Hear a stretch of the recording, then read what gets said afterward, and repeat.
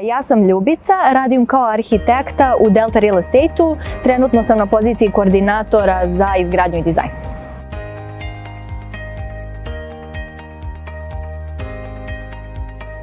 Na poslu radim kao arhitekta, ali u svakodnevnom životu ja sam prije svega prijatelj, član porodice, član svoje družine i naravno sportista u slobodno vrijeme, a ponekad i planinar. Voljela bih da svi znaju o meni i generalno o ženama u arhitekturi, da ti preko dana možeš da budeš na radnom mestu devojka koja je u HTZ opremi, a posle posla ti možeš da budeš na vazdušnim akrobacijama, možeš da odeš na piće, da si u štiklama ili u patikama, da jedno ne isključuje drugo i da se nadopunjuje i da je zapravo tako samo još lepše.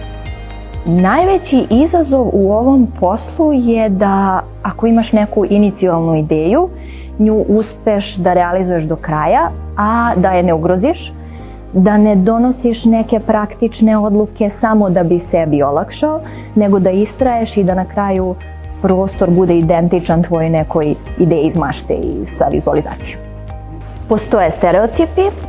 Moram da priznam da početak karijere ume da bude izazovan, zato što kad vide mladu devojku na gradilištu u muškom okruženju, ona ne izaziva neko poverenje na prvi pogled, ali definitivno kada vi znate o čemu govorite, oni vide da vi znate o čemu govorite i šta želite da dobijete i onda tu više nema predrasuda i cilj se postiže i to je to. Za mene stvarati znači kreirati nešto novo što još uvek ne postoji, ali znači menjati nešto što već postoji, što smo navikli da koristimo na jedan način, ali smo možda pronašli još bolji način da ga usavršimo i da nam svakodnevni život bude još lepši. Radim kao arhitekta, a stvaram prostore u kojima ljudi vole da borave i koji im boje svakodnevnicu još lepše.